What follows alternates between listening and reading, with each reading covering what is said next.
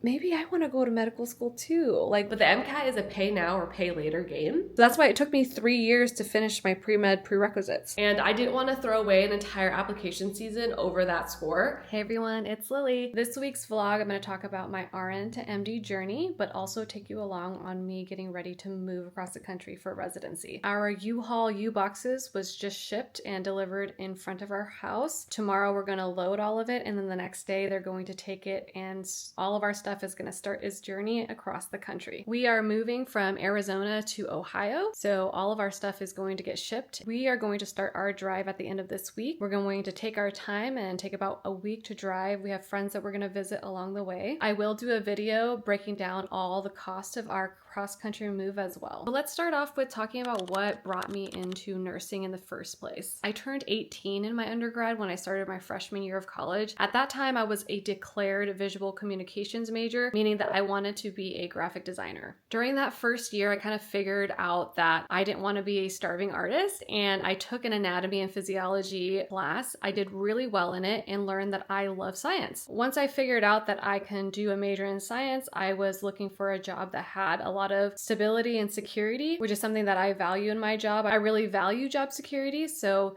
nursing just felt like a natural next step. Another important experience that I had was that my dad was in and out of the hospital throughout my time in high school as well as undergrad. I spent a lot of time with him in the hospital. He doesn't speak a lot of English, so I did a lot of translation for him, and I learned the important role of nurses in healthcare. The BSN programs in my state are super competitive to get into, so when I applied, I actually was waitlisted. I was super bummed out when I was waitlisted and thought that I was not going to be able to get into nursing school, so I had a whole plan to reapply for the following year. And then 2 weeks prior to classes starting for nursing school, I got a call that I was off the wait list and I was accepted to the Bachelor's of Science in Nursing program. The program that I was in only took 20 students. It took me about 5 years to finish my bachelor's because I kind of spent that first year figuring out what I wanted to do. Once I finally figured it out, it took me 4 additional years to finish my bachelor's degree. I'll continue telling you guys all about my journey throughout this video. I also want to intersperse this video with all of my moving progress. We're cleaning out the closet right now with all the clothes that we're not going to take with us and that we're not going to need. In the next week,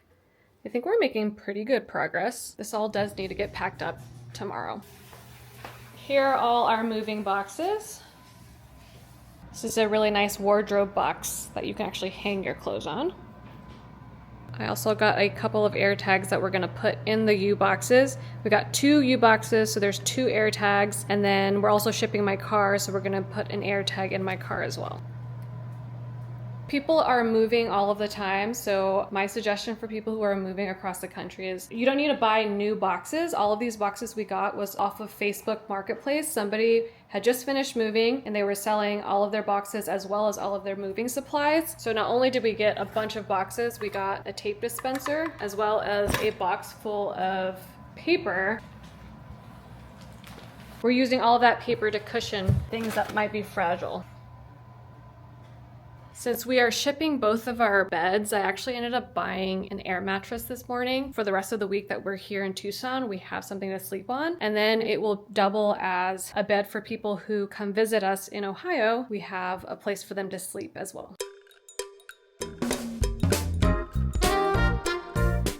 We took apart my bed and we put my mattress in a plastic mattress cover. You can get one of these mattress bags from U-Haul. It's really nice because when you ship your stuff through the U-Haul U-Boxes, all of your stuff is basically in a plywood box. When they shipped it to us, it did have a covering on the outside that appears to be waterproof, but just for a double layer of protection, we got this mattress cover. It's also really important for mattresses to stay dry. So in case the shipment does run into any type of moisture or rain, hopefully the mattress itself can stay dry. I just got back from my sister's house. She has just such a wonderful garage gym, and I have been spending a lot of time working out there and getting a lot stronger. I know I'm kind of jumping back and forth between my RN to MD journey as well as showing you my move, but I want these videos to be informative of that journey as well as my present journey. Earlier, I talked about what brought me to nursing. I ended up going to nursing school, like I said, in a cohort of about 19 students. I had such a great cohort, and actually, as my time now as a resident in the hospital that I worked at, I've actually run into a couple of the nursing students that I went to nursing school with, which has been such a full circle moment and really amazing. Actually, one of my former classmates is now an OR nurse, and she's amazing. She recently told me that she precepted a nursing student who wants to go to medical school, and so she told her about my Instagram handle so that she can get some more information about RN to medical school. So I thought that was really cool, and I love hearing that. During nursing school, I did something called a nurse externship. In my first summer of nursing, I went to Mayo Clinic in Rochester, Minnesota, and completed an externship called Summer 3. If you haven't heard about it, it's a really amazing externship that is available to nursing students. It is quite competitive, and you apply by writing an essay and sending your CV. I think 1,000 people apply, and I want to say they take like 30 to 50 people. They put you up in this Summer 3 housing. You have roommates, and then you work alongside the nurses there for a summer. It's a paid externship, so for 3 months, Mayo pays for your housing and a living stipend. I met some of the most amazing nurses during that time, and I was so excited to be a nurse. I think part of the Summer 3 program is Mayo's way of recruiting new grad nurses. At the end of that program, many of us received job offers. I loved my first nursing job so much, and I remember meeting Christine Johnstad. She is a really pivotal person in my life because I met her during my Summer 3. At that time, she was also a nursing student, but she had mentioned that she was interested in going to medical school. She shared that with me, and I thought she was absolutely nuts. Just because nursing school was so difficult for me, I felt like I had to study a lot harder than most people. I'm just not a great standardized test taker. Clinically, I think I'm pretty strong. It's just like taking exams all the time was really difficult for me. Christine really inspired me and showed me what was possible, and she told me that she was going to start taking pre-med prerequisites during her first year as a registered nurse. So as she was working during the week, she'd work 3/12s, and then she'd spend the entire weekend working on her post-bacc program. So she actually ended up enrolling in a 1-year pre-med post-bacc program that was just a little outside of the city, and so she'd work her Mayo Clinic shifts during the week, and then on the weekends she'd leave and do her pre-med post-bacc program. I remember her being so busy during that time and studying super hard and sharing with me all of her imposter syndrome. I thought she was so amazing though, and so smart and so capable, and I absolutely was part of her cheering squad to encourage her to go that direction. I think that's when the seed was planted in my head, but I for sure did not think that it was possible for me to go to medical school, so I didn't pursue it at all during this time. It wasn't until the end of my first year, having seen Christine go through this, and I think it really just goes to show when you see another person accomplish something that you can't really imagine for yourself, they show you what's possible, and I think Christine did that for me. So at the end of that year, I remember journaling and thinking, maybe I want to go to medical school too. Like, what do I need to do? And I would like feverishly write out my timeline of how many years it would take me to take all of those pre-med prerequisites. A ton of research to figure out what I needed to do to start that process. It was super overwhelming, not gonna lie, which is part of the reason why I wrote an entire RNtoMD guide, because I wanted to help people and answer all those questions that I had during that time. Unlike Christine, I did not do a post-bacc program. I ended up doing a DIY pre-med prerequisite program that I kind of catered to my own schedule so that I can continue working as a nurse full time and then take pre-med prerequisites 1 course a semester so that I can be sure that I could do well in the courses, because I knew that I needed to get strong grades, straight A's if I could possibly manage it, and I knew I couldn't do that if I was taking multiple courses or a full-time course load. So I only took 1 pre-med course per semester. So that's why it took me 3 years to finish my pre-med prerequisites. I'll go into more detail about my pre-med prerequisites tomorrow.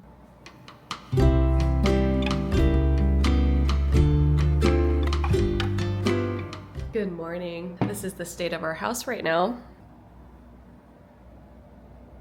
Our movers are coming today at 5 in the evening, which gives us quite a bit of time. It's only 7 in the morning right now. So we have quite a bit of time today to kind of finish up taping up all of these boxes that are open. The goal would be not to buy any more boxes. I had mentioned before about how I did one pre-med prerequisite every semester for 3 years. I do think that if you don't want to draw out your prerequisites for that long, then you can definitely do a 1-year post-bacc program. A lot of people who follow me on Instagram have chosen to go this way because it's quicker, and if you can afford it, it works with your schedule. It's a great way to get connected to admissions committees and people who can work with you to get research done. Post-bacc programs are great not just to get your pre-med prerequisites done, but they have a really great networking opportunity. Leadership and post-bacc programs often have connections with medical schools, so then they can connect you with physicians to shadow. I think post-bacc programs are really great opportunities for nurses to get their pre-med prerequisites done quickly. I paid for all of my pre-med prerequisites out of pocket, so doing it at a community college was the most economical way to do it. I worked as a bedside nurse, and then I worked in a community health center where I basically had a desk job working 10-hour shifts 4 days a week. So I was able to take Friday courses when I was working at that position. And then I transitioned to a research nurse position where I also worked Monday through Friday, 8 to 5. That was also another desk job where a lot of my work was recruiting patients for research studies and then following them up as they're enrolled in research studies. Say they were in a medication research study, then I would enroll them, administer the medication, and then do follow-up appointments with them to see how they're progressing on that medication. During those times when I was working 8 to 5, I was able to enroll in evening courses and also take courses on the weekend. I think that it was actually a lot harder to do a Monday through Friday job and take courses than do a hospital job where I was working 312s. I ended up in an amazing cath lab position where I was prepping and recovering patients from their cath lab procedures. I did that for 3 years, and that was when most of my prereqs were done, and that was really nice because I only worked 312s, and I was working that position. That's when I took the MCAT. It was really nice because I can't imagine trying to work a Monday through Friday 40-hour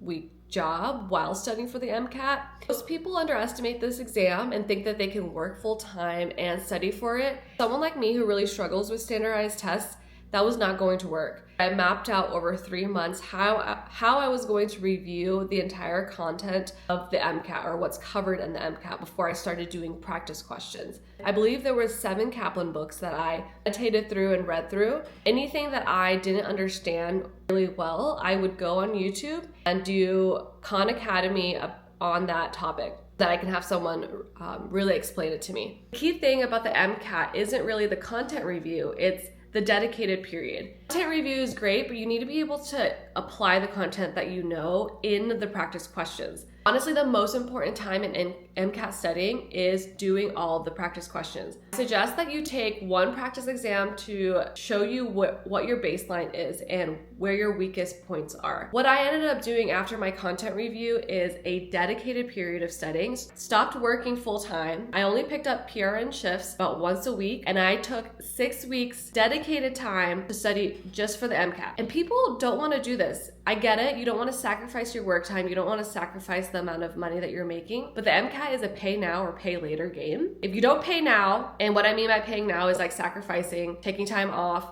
really dedicating yourself.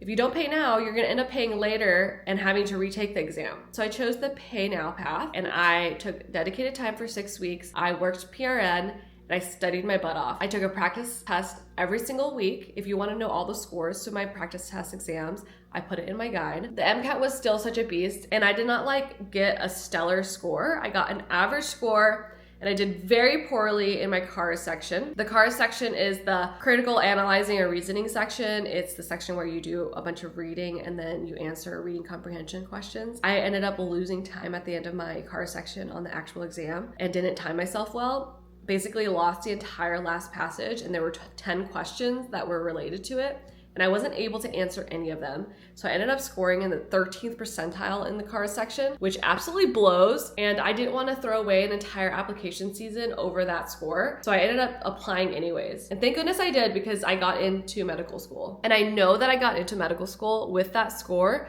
because I worked so hard on my application as a whole. I worked so hard on my personal statement. I did so much revisions on my activity section. I wanted to paint a picture that I had very strong clinical background as a nurse coming in with 5 years of experience. I had like over 10,000 clinical hours of clinical experience that I had under my belt. And I felt like I didn't want to give up an entire application cycle over that MCAT score. Things you can't forget with your application is volunteering and extracurriculars. As a nurse, I did multiple international volunteering missions, basically. They were religious missions. They were just missions that I hopped on because I had the opportunity to.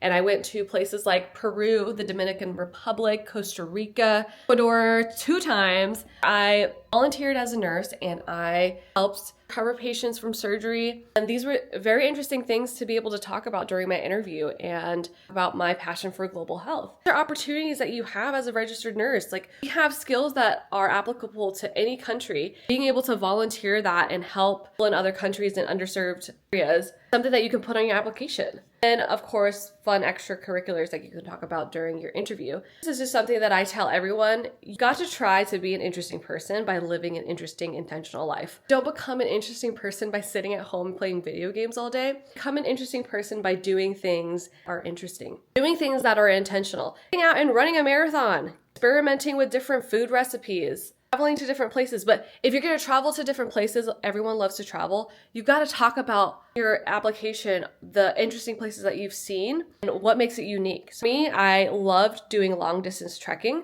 I've done something called the Tour de Mont Blanc, which is this like beautiful 110-mile trek. Starts in Chamonix, France, goes through Italy, and goes through Switzerland, and you're trekking through the Alps the entire time. Did that prior to going to medical school, and it's something that I put in my application because I wanted to talk about it and share amazing feat that I accomplished, but also something that I really enjoy doing. So, don't just say I love to travel and I've been to Europe. Talk about the that you love about going to Europe. I'm a foodie and I love checking out all the different cheeses and wines. Like that. Just make sure that you're fluffing it up and making it sound more interesting than it is. Of course, as you're watching my video, if questions come up about the RN to MD journey, please put them in the comments. I love to answer your questions. Also know that my RN to MD guide literally is full of information. Over 300 nurses have already purchased it, and multiple people have been accepted to med school, have been accepted to post-bacc programs, and have told me that it is full of information that they have had questions about.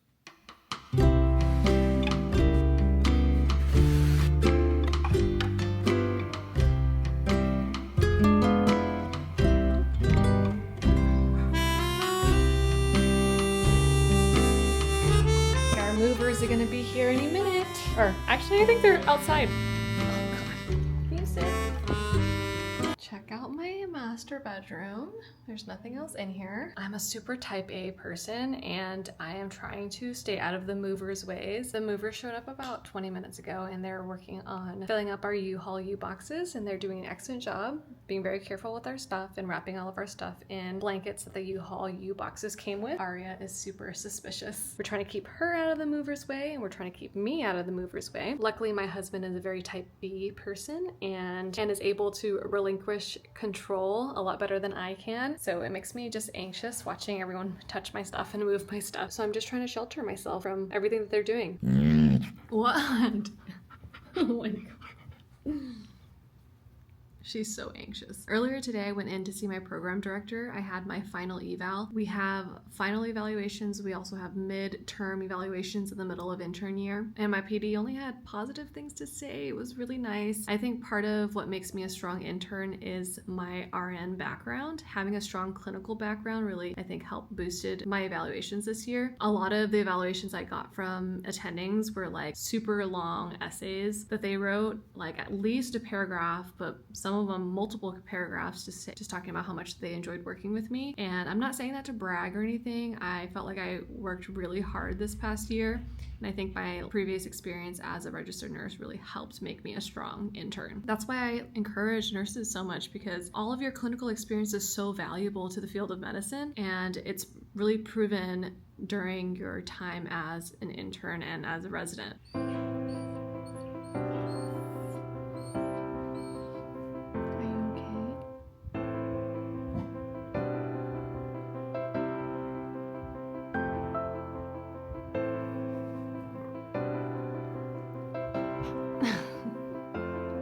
right, I made my husband bring me the air mattress so that I have a task I can work on while everyone's moving all of our stuff and I don't stress out over that, or stress out more than I already am. There's 2 anxious girlies in this room.